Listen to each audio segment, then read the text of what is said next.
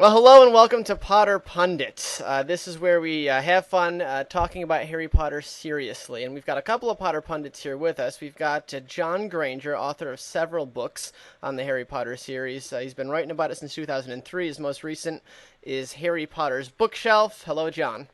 Hi, Travis. How are Hi, you? I'm doing fine. How are you?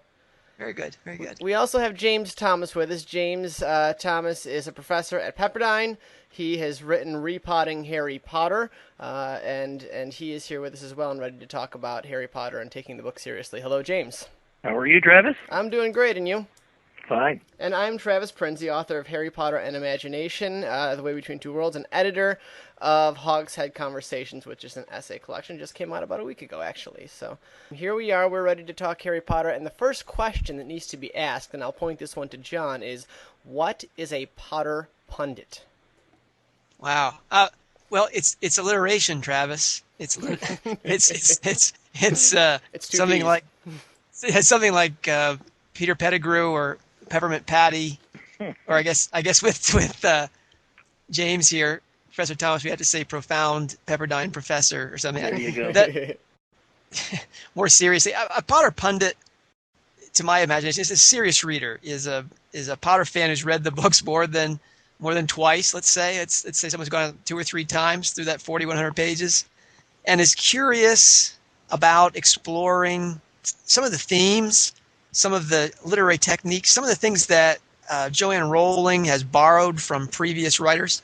I'm the alchemy guy, right? So if for an example, for what a Potter pundit would talk about, it would be literary alchemy and how, say, Shakespeare uses literary alchemy in Romeo and Juliet, and then how Dickens uses it in Tale of Two Cities, as the way C.S. Lewis uses it in Pearl, and then how Rowling uses it and how it's very different in all those. I mean, there's 3 pretty bizarre books, four bizarre sets in place, and say, how is it different? How is it the same? What does that tell us about how it means? And do that with a bunch of different topics.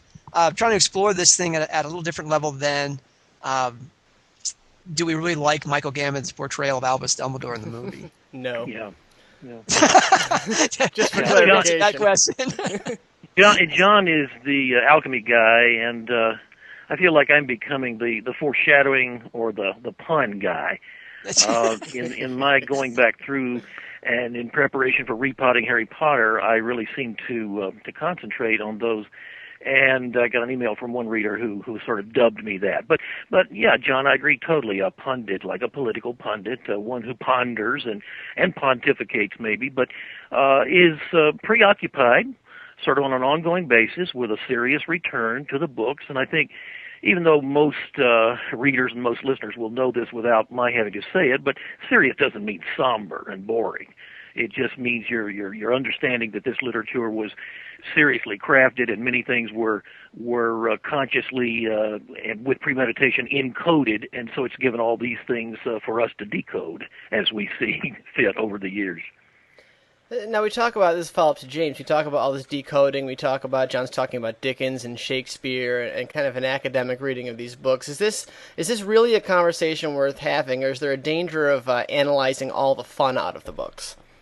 I don't think so. Not given these books. I don't see that has happened at all in any of the classes I've conducted so far, and the students still seem to have so much enjoyment going back through, and I don't think we're being overly analytical or overly ingenious too often. If we are, I'm probably guilty of it. I think I called it in my book overthinking or OTing on a passage. But no, I really don't think so. It's just like any other rich text. It's just such nice, ample rewards for going back through one more time through. And I enjoy comparing the Rowling books to those that I've read and reread many times and studied myself and taught over the years, which I enjoy doing from time to time, from the smallest to the largest thing, the toast to Cedric Diggory, and I always give the students a copy of A.E. Housman's To an Athlete Dying Young, and we talk about these things together constantly. I mean, I'd agree with that. As long as you don't require it. The only way that we can make this painful is if someone says, well, tonight you've got to read the last 300 pages of Goblet and write me a short paper on this. I mean, it's so long as this is still voluntary, it's a lot of fun. Oh yeah, you could teach the life out of anything, and it's probably been done to most of us. And the old joke: go home tonight and read the Glass Menagerie, and tomorrow come to class with a list of 142 identifiable symbols in the Glass Menagerie. Well, what's happened to the enjoyment of Williams' play when you're doing an exercise like that?